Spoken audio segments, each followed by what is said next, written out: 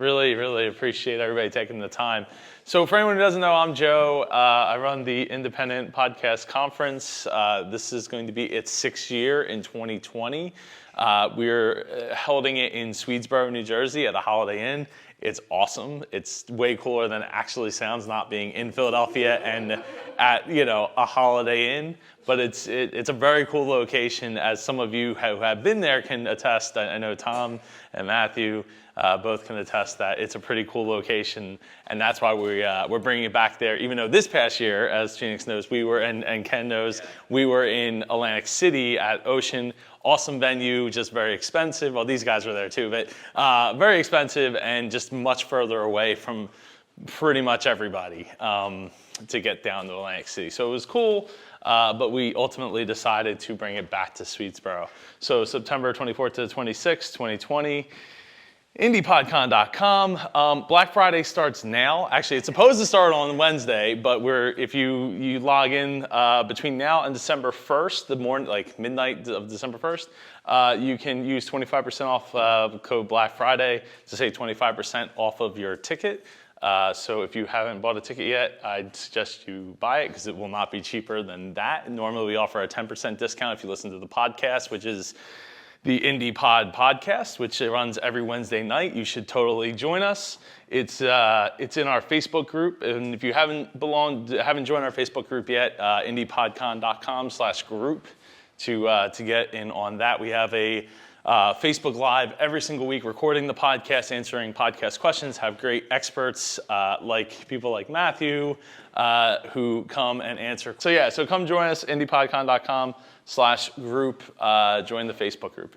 It's a lot of fun. We ask daily questions and get a lot of conversation going throughout. Now, at this time, I would like to introduce our speaker today. I've known him since the first MapCon way back in 2015 when he spoke at a school gymnasium where we had it, which was fun at the time. Actually, I don't know what are you speaking about today? I'm going to do the What's Hurting Your Podcast. What's Hurting Your Podcast? I don't know. I've heard this one, I think. If you were paying attention in Atlantic City. Oh, yes, I was. Okay, I thought I had. It sounded familiar. Okay. Anyway, everybody, give it up for Mathew Passy. So thanks again for coming out. Based on the conversations that I've had with most of the folks here, most people have a podcast or are in the process of getting theirs going, so congratulations. So what's hurting your, quick introduction, Mathew Passy. I go by The Podcast Consultant. I have a website, thepodcastconsultant.com. I help people launch, edit, produce, and publish podcasts. I also help them promote, but I don't like to brag about that one because that's really tough to promote podcasts. Another thing I do is something called Audit My Podcast, and that is actually what sort of led to this presentation. I help a lot of people launch their podcasts, and so hopefully I can get them off on the right foot. But I started to get more clients who were bringing me podcasts that want help, and I'm looking at their show going, who hurt you? Who did this to your show? And so I've identified a few things that were common problems that I've seen with a lot of podcasts, and so thought I'd share that with you. If you haven't launched yet, these are things to avoid. If you have a show now, you might be seeing some things that you're doing wrong. Hopefully we can fix those going forward. I've also got 2 podcasts that I host right now. One is called Cause Pods, Podcasting for a Cause. So if you or someone you know has a podcast that is purely cause-based, nonprofit, social justice, medical, not promoting your business, but trying to make the world a better place, love to talk to you about it on Cause Pods. And then Podcast Me Anything is all about helping podcasters. Shocker. All right. So what is hurting your podcast? We're going to go through 10 different things that are typically hurting people's podcasts. And depending on timing and how Joe wants to structure this, we'll also take any questions. So hang on to those. We'll come right back to them. So the first question, is your show available on all the correct podcasting platforms? Most notably, Apple Podcasts, Google Podcasts, which is not Google Play. They are different. Keep that in mind. Spotify, Stitcher, and TuneIn. Those are the 5 that I primarily focus on with most of my clients. If you check out this was earlier in the year, but Rob Walsh at Libsyn always does a presentation about where most podcast consumption is happening. So that's that chart over here on the right. The big blue thing right there, that's Apple Podcasts. By the way, do not call it iTunes anymore, especially now with the new release of the Mac OS. iTunes is going away for a lot of folks. Also, if you want Apple to help you in any way with your podcast, they're not going to do so if you call it iTunes. You got to call it Apple Podcasts. It is now its own platform. And then as you get smaller, you see Spotify is the next big one. And since this chart, that piece of the pie has probably gotten even larger. If you follow any of the good podcasting newsletters, you see that Spotify is overtaking Apple as the #1 podcasting platforms in countries all around the world. Not here in the US just yet, but everywhere else in the world, like in a lot of places around the world, Spotify is a bigger listening platform than Apple. So very important to be on there as well. And then you've got a whole bunch of other smaller ones. A lot of those smaller ones are going to basically just steal the content from Apple anyway. So be on Apple, you're in good hands. Stitcher, TuneIn, good place to be. And Google, they still haven't made a huge inroad yet, but it's coming, right? Google has dominated a lot of different industries, so can't hurt to have your podcast up on Google. The other question is, when people come to your website for your podcast, are you making it easy for them to subscribe? So the question is, are there clear subscribe buttons or links on your main podcast page or within the episode pages of your website that take you to Apple, Google, and Spotify primarily? You can include links to as many platforms as you want. The idea here being, though, honestly, is that people who are coming to your website, who we are talking about, probably aren't as familiar with podcasts, right? Maybe they Googled, Carson Wentz, and they came upon an interview that you did on your Philadelphia Eagles podcast that featured Carson Wentz. And so they get to this website and they go, oh, cool, an article about Carson Wentz. Oh, there's a podcast. I'll listen to that. I like it. How do I subscribe? And you want to make it easy. So big, clear subscribe buttons. This, by the way, is the Blueberry podcast platform. So on their episode page, they've got links right there that spell it out. And then they offer like a sidebar widget that have nice, big, beautiful buttons to make it easy. What you don't want to do is you don't want to create choice overload for people, right? Somebody coming onto your podcast page and they're like, I want to subscribe to this. Which one do I, what is Overcast? What's a podcast addict, right? So keep it easy. A lot of people have an iPhone. Everybody else has a Google phone, and a lot of people listen to music on Spotify. So those three will get people who are not as familiar with podcasts easily subscribe to your show. If they use one of the other platforms, they're probably a little bit more advanced, and they can be like, oh yeah, I know how to find your show on Overcast, no problem. All right, do your episode titles include important keywords for your niche? Are you wasting characters? So when you go into most podcasting platforms, what do you see? Episode titles. One thing to know about episode titles, especially in the Apple Podcasting Store, they are searchable. Your description, it's not. Right now, I know there's this voice search feature that's popping up when you go into the podcast app, but primarily when people search the Apple Podcast Store, they are looking at your show title, your artist field, and your episode title. So if your show title is, the keywords of your niche, great. If your artist field is a brand or something that's familiar to people in that niche, also great. Otherwise, get them in your episode titles. That's how people are going to find you. If you do a show about SEO, make sure the word SEO appears in as many episode titles as is applicable, because that's how we're going to find you. You probably don't have the show SEO Cast because everybody wants that show. You probably have something cute and clever, so keywords are going to be important in your episode titles. The other thing is this is a screenshot of iTunes. Yes, actual iTunes, not Apple Podcasts. But this is a screenshot of actual iTunes. And this person has episode 72, episode 71 written out. That's a huge waste of characters, especially since you could see on this one, episode 62, top 5 Christmas, right? Like, you've lost the word Christmas, which is probably the one that's actually going to drive people to that particular episode. Also, no one in the history of podcast consumption has ever gone into the Apple Store and said, I really like episode 17s. Show me some episode 17s, right? Nobody is searching for that. Don't waste time including in your title. One, there's ways to tag your episodes, especially in Apple, that it's the 17th episode if you want. Two, if you really want to throw the number in there, put it on the back of the title. Nobody's really searching for that aspect of your title. Does your artwork feature the name of the show as the main focus in a font that is clear and concise?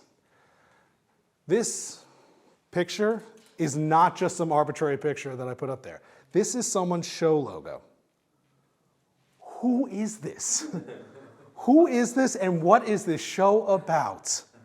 I have no idea. That's right, like, it's an adorable picture. But this could be about any podcast in the world. And why is his father in the picture? Exactly, right? Like, we have no idea what's going on in this. Like, great, use that picture, but put the words of your show up there on your logo. When you are searching through the store, you are seeing logos and you are seeing titles, and your logos need to make it really clear what the show is. It's also going to be a big part of your marketing out there. So you want to create that affiliation to it. You want to think about colors and fonts. And this doesn't do anything. Now, it's one thing if you're Shaquille O'Neal and you want to throw your face up on your podcast logo. Most people will recognize Shaquille O'Neal. I still don't know who this person is, but this is an actual show logo from the Apple Podcasting Store. It's not helping anybody. So make sure that the majority of your logo is the name of your show. Big, bold, clear, and concise. Because most people were looking at it on our mobile devices, and so this big 1400 by 1400 image gets shrunk down to this little bitty screen. And so you want to make sure that even at this little bitty screen, I can read the title of your show. Most of that other stuff that you put on there, a lot of that other subtitles, although we can't see them. So don't get too hung up on that stuff. Are you using an external microphone for your show to ensure quality sound? I'm not going to say that you can't be successful without $1,000 podcast equipment, or that you have to be using, ribbon microphones and a soundproof studio and sound like NPR. And yeah, there's going to be a couple of shows out there where the person's literally talking into the microphone in their laptop and they're getting away with it. But for most of us, unless our content is so good, so unique, so valuable, and there is no other place in the world to get it, if I can't stand the quality of your show, I'm not sticking around. And I'm going to make a decision about your show pretty quickly. You've got about 30 seconds to maybe 2 minutes to get people to stay with your podcast. And so if I come onto your show, if I'm listening to your show, and it sounds like you're broadcasting in your basement, you're talking into a laptop mic, and I'm hearing a washer or dryer in the background, all these different things going on, it's going to be a distraction. I'm not going to stick around long enough. And it doesn't take a ton of money to make your show sound decent enough to pass muster, right? I love the ATR 2100 and the Samsung Q2U. They're about $60 to $80 depending on when you catch them and in what store. They are dynamic microphones, which means they're probably going to reject a lot more background noise than condenser microphones and Blue Yetis. They've got both USB and XLR inputs, which means with the USB, you can connect right to your computer and you're ready to go. As you graduate and as your show gets bigger and you want to do more things, you've got that XLR output so you can start to do more stuff with it. And it's got a built-in headphone jack, which means you can easily buy $2 earbuds at the gas station and not have to have your guests coming through the speakers of your laptop back into your microphone or some other nonsense like that. It's a small investment. It will have much bigger impact, right? Like once you go from spending, you're not going to see a much big of a difference as far as people coming to your show going from $60 to $300 to $400 in terms of microphone quality. And honestly, unless you're spending tens of thousands of dollars, you probably still won't see another huge difference beyond that. So don't get too hung up when you're starting out about having all of this equipment and spending all this money on it, but spend just a little something just so that you can get past that initial reaction of the person listening going, ugh, right? Like you just want to avoid that. What was the Samsung one? The Q2U. It's Samsung, S-A-M-S-O-N, Q2U. The ATR 2100. They're pretty much they're almost like identical microphones.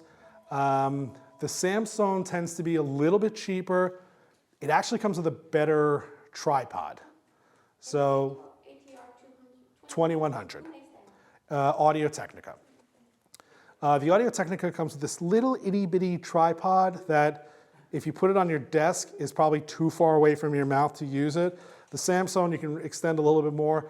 If you spend $13, you get a decent stand. You know, you want that microphone right about here when you're talking. So I've seen other people though, they get the ATR, they stack a bunch of books and then they put the mic where it needs to be. But that's honestly the big difference between those two.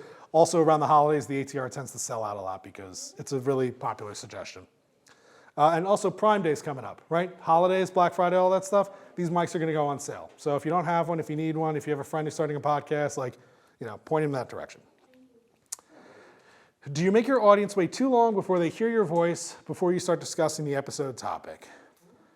We just talked about, after about 30 seconds to 2 minutes, people are gonna make a decision about your show.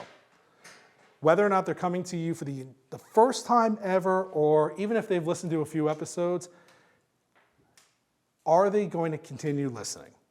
And so what I would say to you is, don't waste people's time. Podcasts are free. Yes, we're giving this stuff away. Everybody should be glad that we have a podcast that they can listen to. But we are asking them to invest their time. So don't waste it. Don't play 30 seconds of music before the first voice comes in and even welcomes you to the show. Don't sit there and babble on about your cats for 10 minutes if you're doing a podcast about SEO, right? It's one thing if you are a big name personality or you've been doing the show for years and you've built up this community with your audience, but if you're just getting started, if you're just coming out of the gate, no offense, no one's coming to hear about your cats, right? They've chosen your show because you are offering a very specific value. Deliver that value. So, you know, within 30 seconds to a minute, tell me what this show is going to be about, what kind of value I can expect from it, who my guest is going to be, something. Get me hooked and then get started. Don't waste my time. If you waste my time, I'll find another show that isn't going to waste my time talking about that topic. Do you make clear the value that listeners will get from listening to your podcast in the description to your show, in the intro, and on social media, right? Like, I have seen lots of descriptions for podcasts that are just like the best SEO show around. Okay, if you say so, but why is it the best SEO show around? Right, like the reason why I'm going to listen to your podcast, the reason why I'm going to invest my time, I'm going to invest my energy, I'm going to fiddle with my car to get it coming through the Bluetooth speaker. Like, you can't trip over and listen to a podcast. People have to do a little bit of work in order to listen. So let them know what value they are going to get.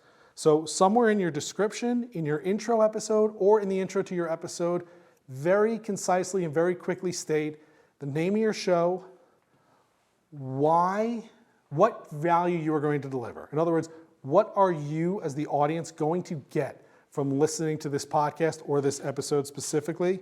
And also, why are you such a credible person to deliver it? It's that simple. You don't necessarily have to do that every episode intro. I mean, it would be good if you're, you know, we're talking about SEO and local, right? So today we're going to show you how you can grow your reach in your local market. That is a value message, right? That is now telling the person on the other end, that's exactly what I'm trying to get out of my SEO. This is exactly the kind of information I need. This is what I'm going to listen to, right? You're offering a value proposition. Offer that up. Let people know why they should continue listening, and do that everywhere, right? It's not just, this is the other place that happens all the time. People on social media, right? We just released a new episode. We're super excited about it. And what do? We go on social media and we say, I have a new episode. Crickets. Who cares? Everybody has a new episode. Everybody puts out a new episode all the time. Nobody cares that you have a new episode. It's one thing, again, if you've already grown your show to millions of listeners, and those people are rabid fans, and then, yeah, they want to know that you have a new episode. But I'm assuming that most of us are here or we're going to various events because we don't have those millions of listeners. We're trying to grow our audience. So how do you grow your audience? You don't tell them you have a new episode. You tell them why. You tell them what value you are about to offer them. Right? When we talk about social media, I always compare it to walking down the street, right? Think of Twitter as if you were walking down the street. You're walking down the street, and if you're walking down the street and you're just yelling, I have a new podcast, check me out, everyone's gonna look at you like a crazy person. But if instead, if you take a moment and you say to someone, hey, I understand that you need help with local SEO search. I have just spoken to the foremost expert on that in our area. Would you like to hear about that conversation? Now people's ears start perking up.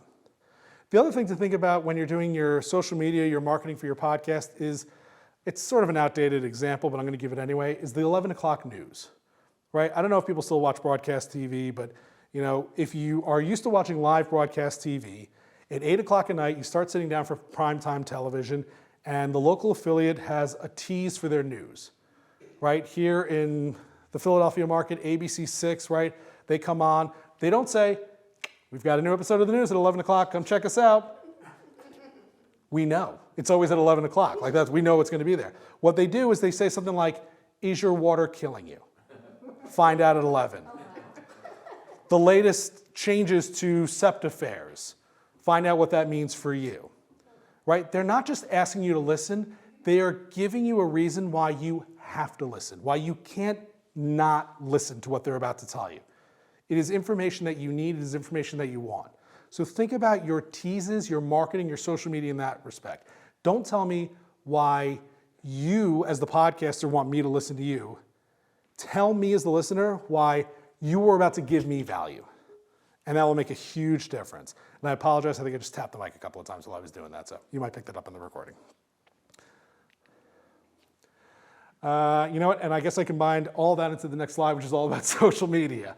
The other thing about social media that's also really important is you put out a new episode, right? Let's say today's Sunday, we put out a new episode, and we talk about that new episode today and tomorrow. And then next Sunday, we put out another new episode, and we stop talking about last week's. Well, going back to that SEO example, that SEO information is still useful. A week later, a month later, often a year later, sometimes many years later. You'll find if you talk to the podcast hosting platforms and a lot of people that control them, a lot of people's downloads don't always come from new episodes, they come from people going back into the archives, which means you have this treasure trove of content that you should be continuously promoting. So you've got a new episode on Sunday? Great. Tell me about the new episode on Sunday. Tell me about it again on Monday. On Tuesday, remind me of an older episode that maybe relates. On Wednesday, maybe something happens in the news. Go back 3 months into one of your episodes and say, oh, by the way, we just saw in the news that Google's changing the algorithm again. Here's what it looked like the last time we spoke to an expert back in February about that stuff. Always be promoting your archive.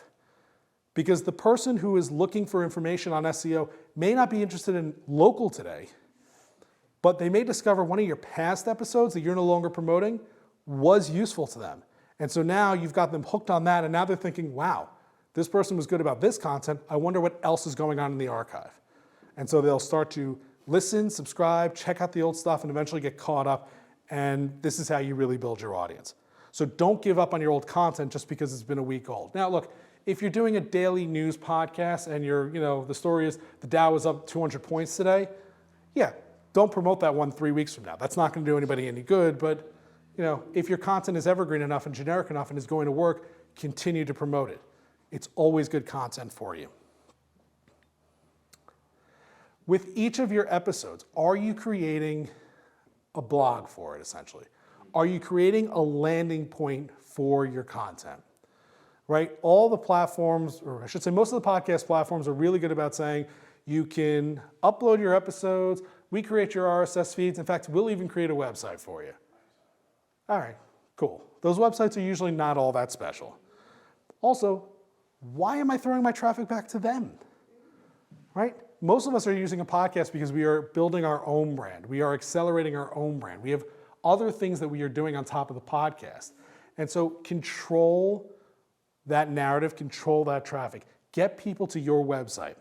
So every time you post a new episode, create a new entry on your blog that shows the title of the episode, has embedded audio player from whatever hosting company you're using, has those subscribe links that we talked about earlier, and then has really rich descriptions with good SEO practices going on in there.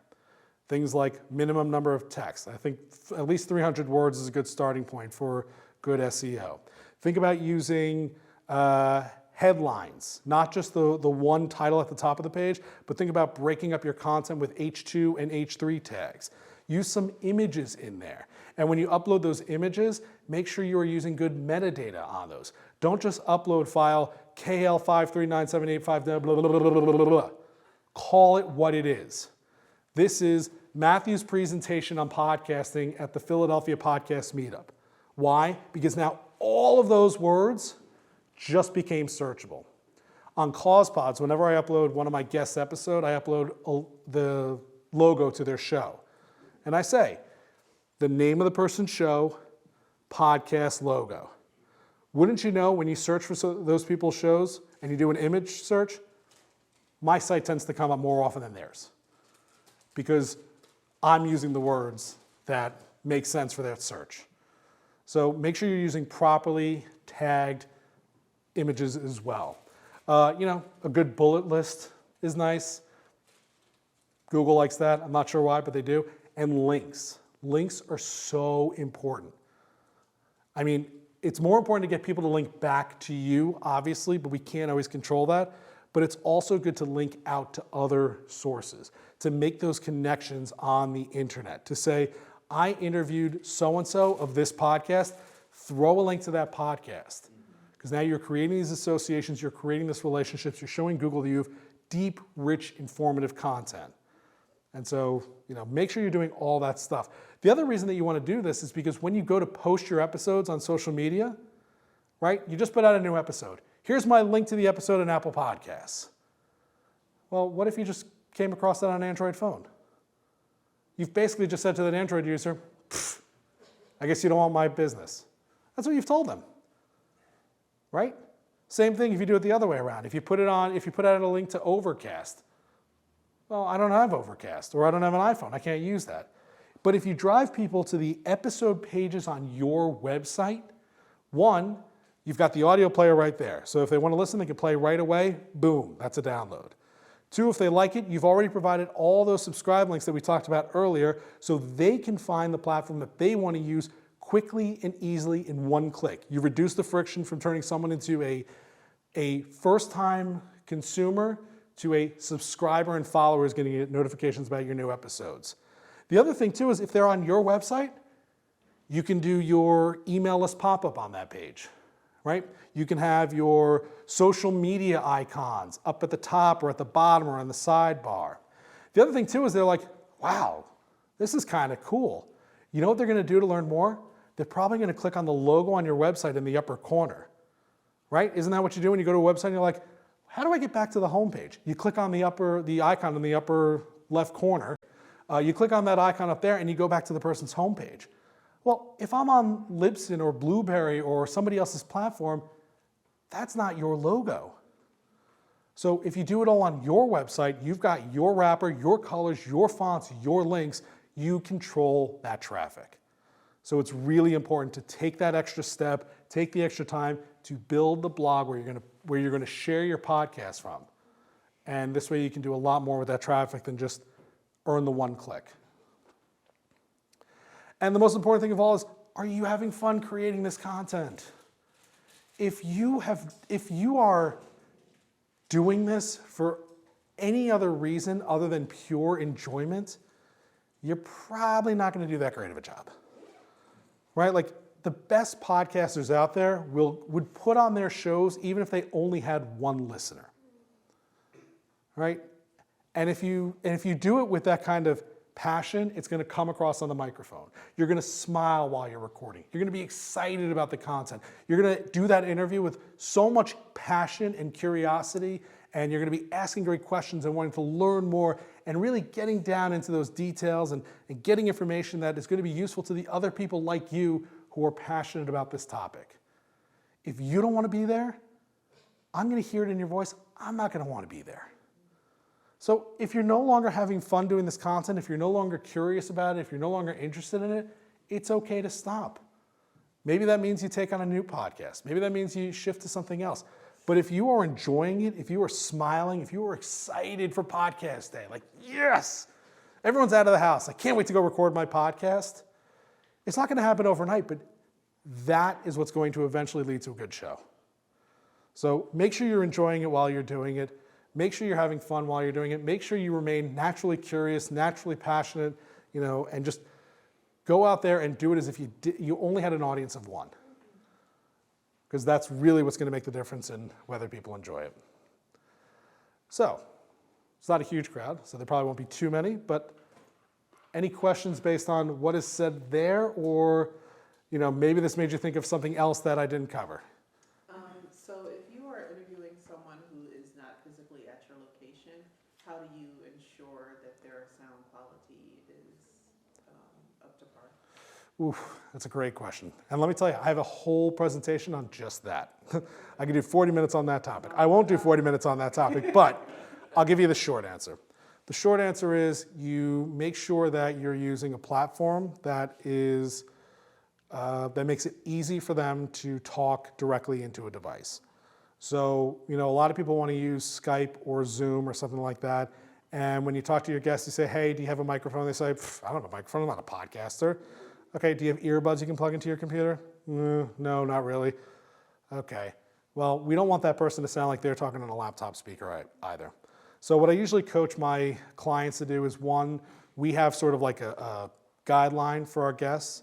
So create your own set of guidelines, put your own branding on there, put other information that's important to your show, right? Things like, by the way, don't forget to email me your photograph, or, here's my social media so we can connect on whatever, blah, blah, blah. But what I would tell people is I like Skype as the free option. With Skype, at the very least, if the person doesn't have a microphone, they can connect to their computer. Tell them to download the app to their smartphone. Tell them to hold the phone up to their face like this. Believe it or not, the little microphone right here on these devices is pretty good these days. So as long as the connection is strong, as long as they're on reliable internet, cellular, Wi-Fi, it shouldn't be too bad. Don't bother with the video, because the video just sucks up resources, sucks up bandwidth. It's going to reduce the quality. If possible, both you and your guests, if you're going to do it on the computer, should be hardwired to your router, right? Anything wireless is susceptible to more interference than if something is actually hardwired. So my computer's hardwired, so if I do a Skype call with someone else who's hardwired, it can almost sound studio-esque. If the person has done any sort of podcasting in the past, has a microphone, ask them to record their microphone for you. Because nothing interferes with the connection between a microphone and a device.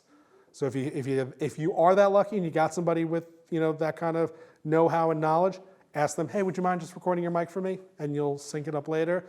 There's also platforms like Ringer, RINGR, and Squadcast that will do what's called automatic double-end recording. They'll essentially record that person's mic for you on their local device and record your mic. So even if the connection isn't great, again, their computer connection to their microphone is going to be pretty strong. So that's another way to get that done. Those typically have a subscription, but if you're doing a lot of interviews and most of those people don't have equipment, that's a good way. And Ringer has a mobile app for both Android and iOS. Squadcast, which I definitely like better, has an Android app. They should have an iOS app out any day now. It was promised earlier in the year, so I'm hoping it's before 2020, but keep an eye on Squadcast. They do a really good job. You mentioned show notes. I do that. I do the show notes. I have the embedded player, all that. I was toying with the idea of doing the show transcript. Should I have if I do that, would I have a tab at the top, a link to show transcripts and have a whole section for that? Or put it on that same page as the show notes? So in an ideal world, I would love to have show notes on the same page, but I would love to keep them hidden until somebody clicks something to expand them, right? Because usually underneath a blog entry is some pretty good features, right? Like You can see the last episode. You can go to the next episode. You get the footer right there with your buttons and whatnot. If you've got a transcript for an hour-long show, scroll, scroll, scroll. I'm thinking of having a separate So- section for them because I want my affiliate links too to show on my show notes page. Right. So I would either one, like on your main show notes page, put a link to a PDF so that people can download them. And then if you can accordion them on the same page, great. If not, put them on another page somewhere on your site so that they're accessible, but right, they're not eating up all that space. And I'm not really an SEO expert, so I can't talk to whether or not like how much of a difference that's going to make in your search, but it is still good to have like extra words on your page at all time. Hold on, I think you had a question. Wait, can I just piggyback off that real quick? Yeah, I use Collapse-O-Matic. So if you have a WordPress site, If you have a WordPress that's a site, plugin. Collapse-O-Matic. And then you can take your transcript and put it in, and it'll be like a link with like a little like down carrot, and then you click on that, and like bam, it just like shows up. So it's all on the page. Google sees it all, but it's not like taking up the whole page. Yeah, so that's, For WordPress? For WordPress, it's totally free. Collapse-O-Matic. so yeah, I'm trying to figure out how to do it on Squarespace. I haven't gotten a good way for doing doing it. I would caution against that is like if Collapse-O-Matic ever stops updating, then you have like this like link. Your and then website's in Collapse-O-Matic then? Well, Yeah. it'll just start showing up on your site with like the little like brackets with like collapse, and then the title, which would be the link.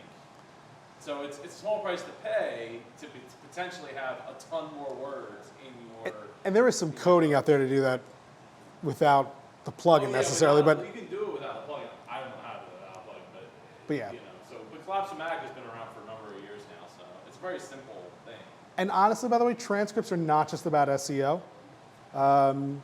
ADA, right? Like Americans with Disabilities Act. Like there are a lot of people who want to consume your content who can't.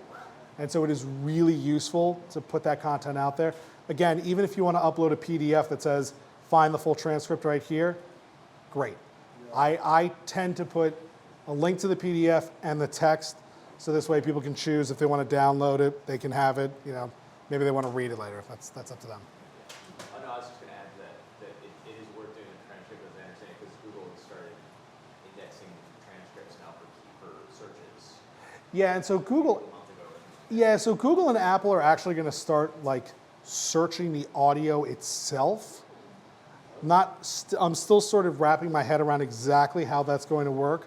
But so if you have a transcript that is a little bit more accurate, it's going to help you a little bit with more keyword searches and things like that.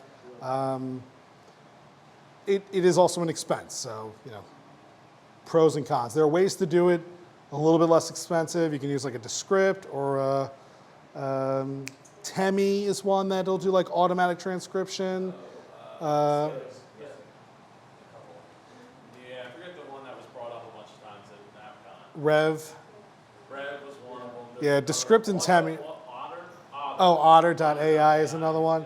So that's a cheaper. It won't be nearly as accurate as a human transcription, but it'll help you get most of that content out there. You can create a video and upload your podcast with that video to YouTube, and then there's services like free services to like scrape the closed captioning off. Now it won't be perfect, but Yeah, and it takes a few days for that to show up. For the audiogram or full shows, that's what I use to make my little preview.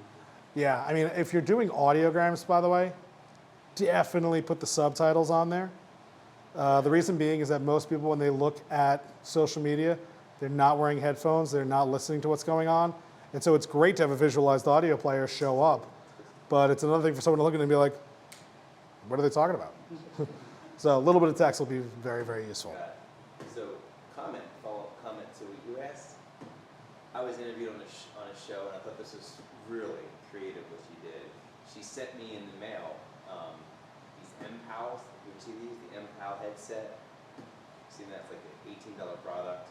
So she asked for my address. She sent me a really good product that I'm happy that I received it, but people that don't have a good mic can just use that on the interview. So she's ensuring that her guests have good sound because she's physically sending them something, but it also makes me talk about her like as a raving fan, like, wow, she sent me this gift, a $20 gift, and I'm using it for my podcast editing. Right. So that's like a little comment, like it's an investment into your podcast. And my question was on outros. Yep. And so I hadn't thought about this much. So Vincent actually told me this thing. He's like, I was only listening to your show, and I guess because like Stitcher and they do autoplay from one show to the next. I'm just learning this stuff. And so my outro it's not long. It's not like 30 seconds, but it's like 10, 12 seconds. And he's like, if I have to listen to the full outro and then the 8-second intro for the next one, it's like 20 seconds. I'm waiting for content. What's your view on the outro? Should it be super short? And should you be asking for people to subscribe and all that, or just like make it quick and get out? You know, It's a good place to get a lot of that business stuff in there, yeah. right? But to your point, if I'm a regular listener of your show, once I hear the outro, I'm gone, right? Like, unless I'm driving and I don't really have the opportunity to change it. Like, so I listen to a lot of daily news podcasts. And the one thing I'll give them credit for, so the Daily and Start Here, both do this really well. Monday through Thursday, they wrap up the show. They give a quick, hey, thanks for listening. Make sure you rate, review, subscribe, all that nonsense. We'll see you tomorrow on our show. On Friday, they kick up their credits, right? On Friday, they go through, they take like a minute and a half, and they're like, this is produced by so-and-so, helped with blah, blah, blah, this, blah, blah, blah. I can tell you every Friday, I always, cut the show out a little early. It's good to put that kind of language in there. It's probably not going to move the needle too much. So find your important call to actions, put them up in the front of your show, right? Welcome to the name of the show that does X. Learn more and subscribe today at yoururl.com. Today on the show, boom. And if you want, rotate your call to action each week, right? Like if you ask for a rating and review each week, okay. One, a lot of people aren't going to do it. But more importantly, you asked me for that last week. What if I did it? Now what? You want another one? I can't give you another one. I'm not going to give you another one. Forget about it. So rotate it around, right? Sign up for the newsletter. Tell a friend. Like us on Facebook, right? Think about different CTAs that are important to you and rotate them around. If you've got a stock intro, create 3 stock intros and rotate those around. Every 6 months or so, update those a little bit. Keep it fresh. Yeah, it's good to put that stuff on the end. I venture to say most people are gone. Yeah, my sister and I had talked about that. She's the other podcaster in my family. We come to the conclusion, most people do not ever see your show notes. They're listening to your podcast or they're doing other things. Give them one thing to do. If at the end you're saying, please listen to don't forget to subscribe and sign up for my email. Give them too many things to do, they won't do any of it.